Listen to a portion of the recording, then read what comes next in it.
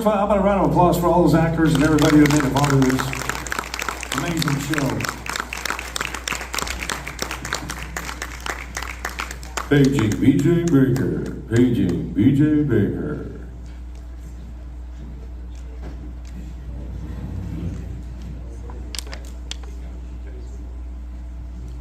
Well, let me introduce these guys to you. First, course, right here on the far left is Jeremy Scott, director and narrator. The evil one, Shane Hargis. How hard part you had to play, my brother. BJ Baker, our producer. Of course, Jack Rose, great author.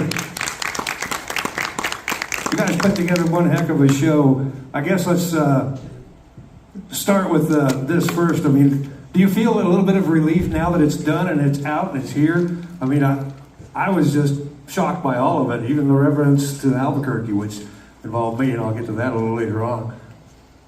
How was it for you? Yeah, I mean, it's hard. It culminates, and it never is. I had to be gone yesterday, which I didn't plan that out very well, but I don't know. I thought it went off really well, and I appreciate everybody coming out. Thank you. Scott? I'm very glad it's over with.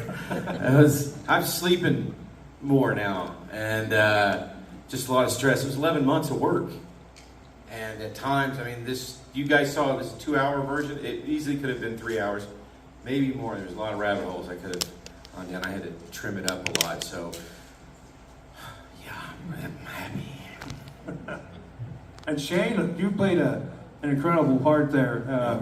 Believable, I mean, and I'm sure hard for you to get into that character. What did you have to do in order to pull that off and then be him? Well, from a lot of the videos and the articles that Jeremy sent to me in preparation for this, it was more about me learning about the families that were affected, the victims, and I used their pain, their hurt, probably their feelings of revenge, to kind of turn that into when I had to pop an eye out or beat up a guy in a bar.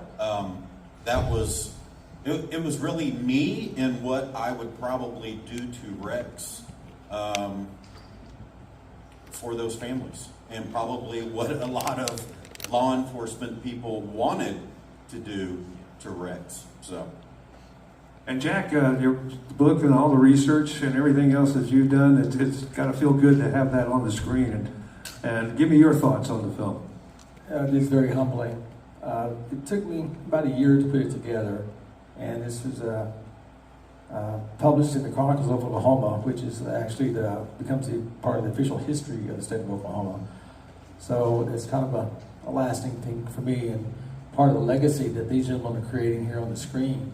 And I think it's just really goes to show you the talent that's here in Oklahoma and the deep, deep history, particularly here in northeastern Oklahoma, Tahlequah and the Cherokee Nation. But the act of making movies here, the televisions that it's coming out on streaming and stuff, it's pretty neat to be involved with. We talked inside the film about its statewide and boundaries moving beyond that, and even a national reach. And it's ironic, I grew up in Albuquerque as a kid up until I was 15 in 75. I remember the stories about him in Albuquerque when I was a kid, and I remember the big prison break and all that. When I first moved here, I went to Oklahoma in 75, and we were scared in Shattuck, Oklahoma about this guy getting out. Let me ask the audience this. Show of hands, how many knew him or knew of him?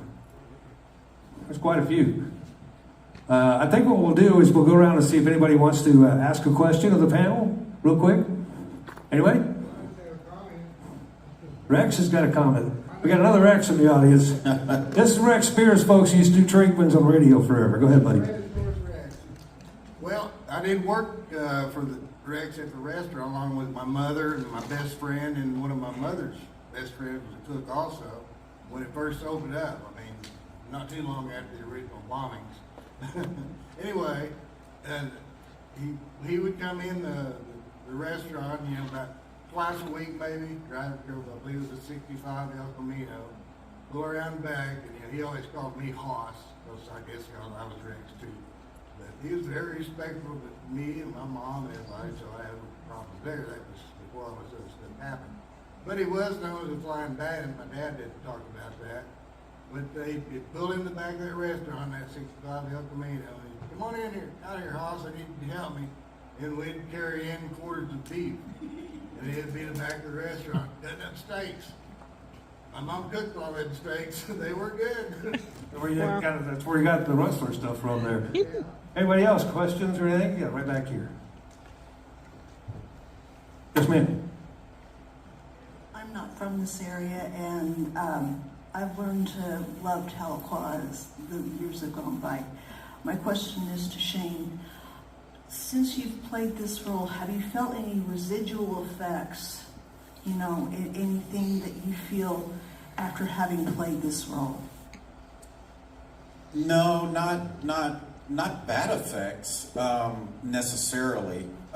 It would be that I was very happy and proud to get this role, not to play this heinous man, but I was born in '76, so to actually learn what went on in the state I was born in, and I was born in Muskogee, it led me to really empathize for the families that he impacted. So I think that's what stood out and has made more of an impact on me through doing this project, is what he caused to these families and keeping their memories alive. He could die out, that's fine, but the remembering the victims and the families and what he put them through, that's what will stick to me. Any other questions? I know I saw another hand back here. Here we go. Yes, sir. Yes, I just want to say thank you for putting this together, because I grew up in Bristol, Oklahoma, and I was having breakfast as a child when that bomb went off there. And my dad was the county coroner there that testified against Rex in court. And when he escaped, I remember very vividly that they didn't want us going outside to play, and there were guns in the house, and it was kind of a trying time when he got out. So thanks for putting it together. Yeah, he knew how to spread out law enforcement both times that he got out, especially I think the second time, the '76 escape.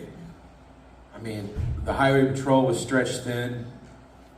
It was all, I mean, and you know, back then Oklahoma was even more rural, and there was less law enforcement. So, and he had threatened so many people. So yeah, I mean, I would imagine that Bristow was on the same kind of lockdown as Tahlequah in this area as well. Yes, ma'am. How can we get copies of the book? Just so happens. This is the Chronicles of Oklahoma, and it is published in actually 2013. But if you can see me just after the show, I can give you the exact website and how to actually get a hold of this in hard copy. They still have it available for purchase. We, I guess we can talk about this. We talked about it last night. We're looking into making his story, the Rex Brinlee, the Man and His Escape, into an audiobook that you can listen to for free and all that kind of stuff. Isn't that right, Jack? Yes, sir. So we're looking into doing that next month, so it'd be a good companion to the documentary, because in my writing for the script for the documentary, there's entire paragraphs that I take from that, or I blend with my own writing. So you'll kind of see, because there was a lot of rabbit holes that I could have gone down in your story. It was like, I can't, it'll be a 4-hour movie, you know? So it kind of goes into some of the things that I wished that I could have put into the film. But I mean, Rex did so much stuff, and there was so much information that it was for pacing and time. I had to cut it. So it's a good read. I'll interject this. This is Mr. Baker. That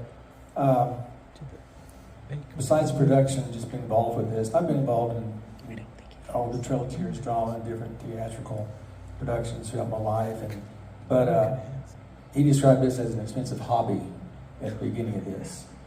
And as far as I know, both productions that he and Jeremy have put on and produced, they've taken no compensation for it. And that's a rarity nowadays, and I compliment them on that. I appreciate that. I don't know. On that, it's from Tahlequah. Always been here. I love Tahlequah. The history of this place is very interesting. In law, that's where generally the stories go to that are told that I get to hear. And I don't know. That was just the idea. It started with trying to piece that together. Just like Rex here, he comes and gives us another little piece of the puzzle. And so you sit around, you talk with somebody, and you bring up a topic.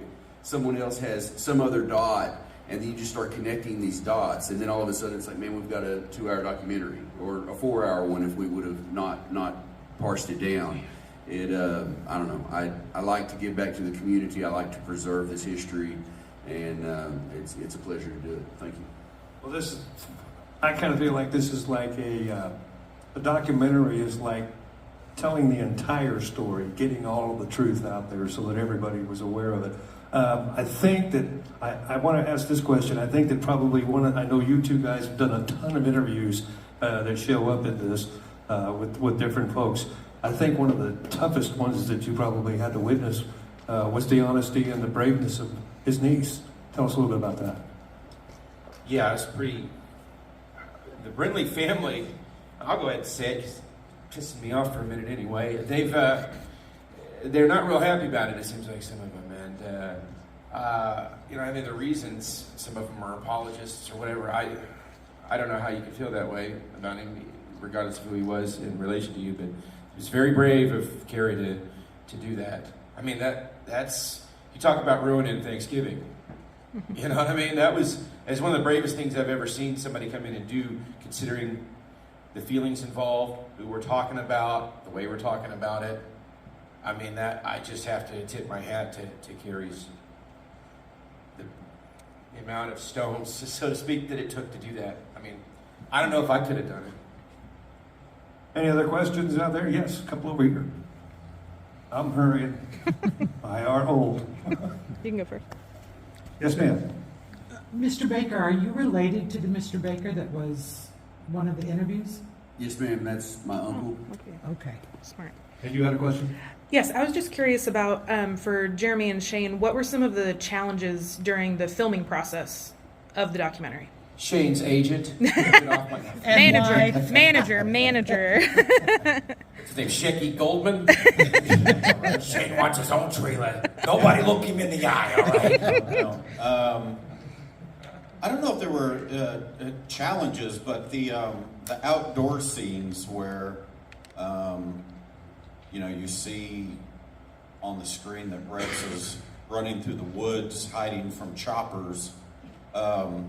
It was really raining that day, so not only all of us out in the rain shooting that, but I'm running around. My T-shirt is soaking wet, muddied up. We rubbed that thing in the mud too. It's like, here, put that on. Yeah, thank you.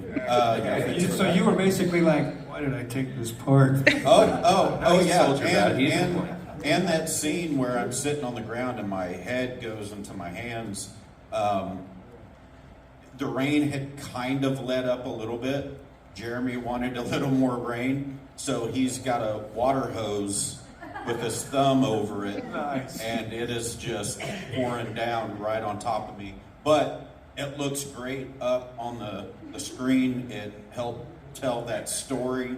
But that was probably the most challenging day. The other days where I'm beating people up, as bad as it is in what really occurred, those were fun days for the actors involved, just in getting to be a little crazy on camera, I guess. That was real beer in those glasses too. Yes, it So was. speaking of that, there's a few more of the actors that are in here. Can you guys take a bow, wave your hands back there? Some of the young ladies that were in that. Are those the sorority girls?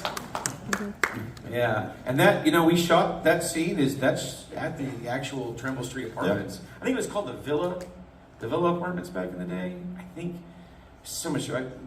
All the research, I can't remember everything's information overload, but that was the actual apartment complex. It's still there today, and his bar and the steakhouse. That's buildings that is still there. I don't know if it's in the city limits now, because Tahlequah's grown, but back in the day it was certainly in the county, I would imagine, for sure. The only challenging day I can remember is when we shot the jail stuff. Oh my God. There were other prisoners in there, man. We went in there and it was the only one available, and they hadn't had time to clean the cell. They had just let somebody out who had been in there over the weekend or whatever it was.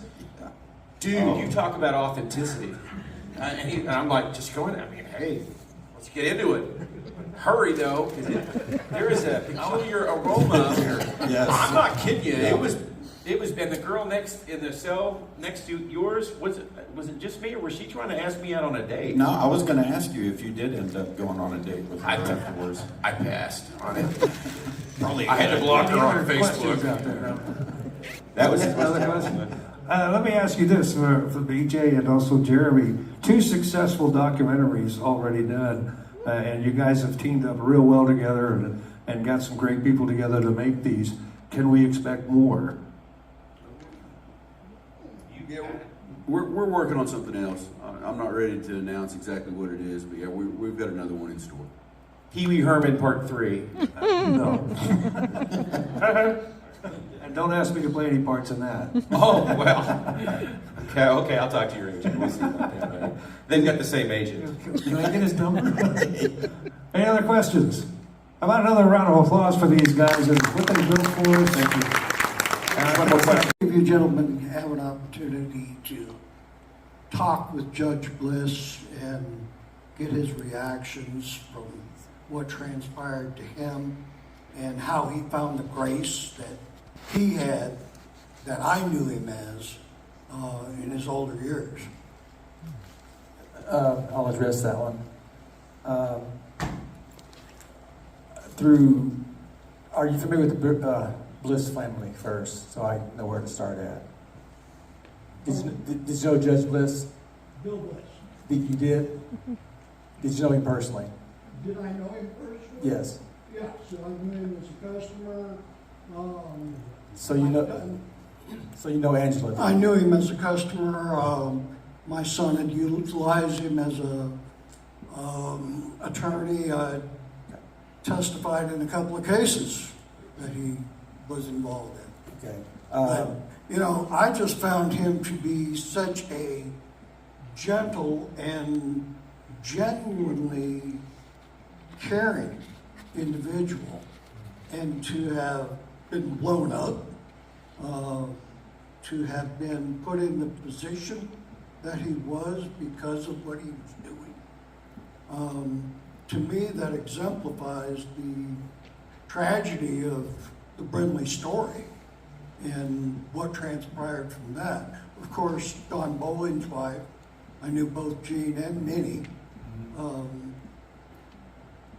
And I came to Oklahoma in '74. So it was just beginning when I got here.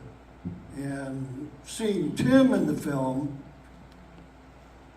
I used Tim as an attorney, and he couldn't have been a month out of school for doing a title search.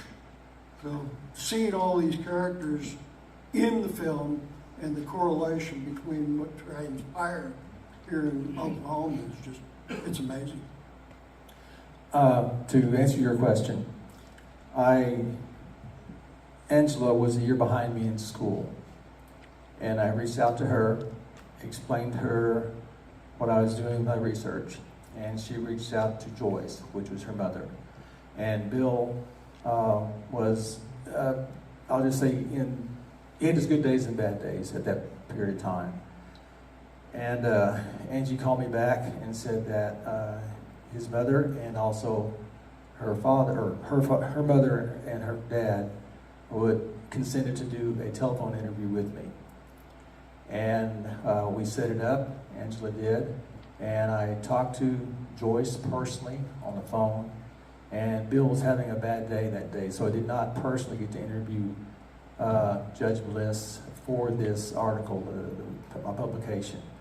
But I talked to Joyce for quite a while on the phone, and she did convey to me, which is in the book, a conversation that she did have with Minnie after Brinlee died. And the very closing scene, that is what was conveyed between the two concerning Mr. Brinlee. And neither one of them mentioned him by name. I think it was probably,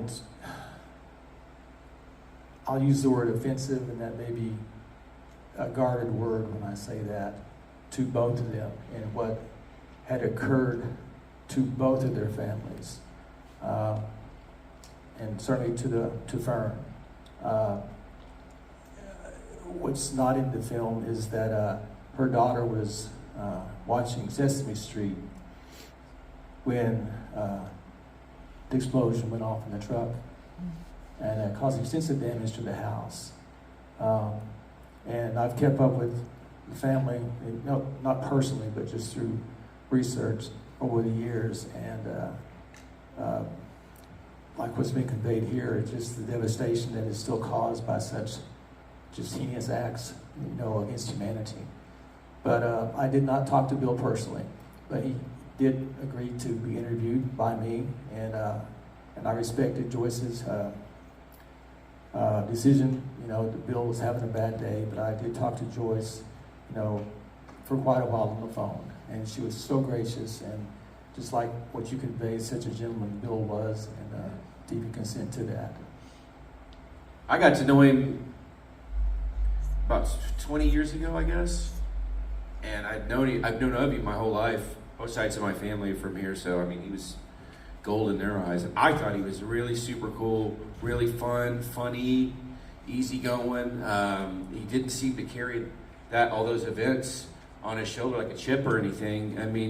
You were dealing with him towards the end when he See, well, I'd been over their house, and Angie was in the garage when the dadgum truck blew up. Yeah. So I thought he was really cool, and it was really cool for me to doing the research, because he really comes off as a hero in this, and I didn't need to add any shine to it or anything, just telling it straight. And you heard him, his guts were hanging out. He really should have died. You think those kind of injuries, most people would. And to be in the hospital all stitched up and get, medical equipment and all that wasn't what it is now. And he's still calling shots from his hospital bed. Go round him up. I want a raid on. That is tough.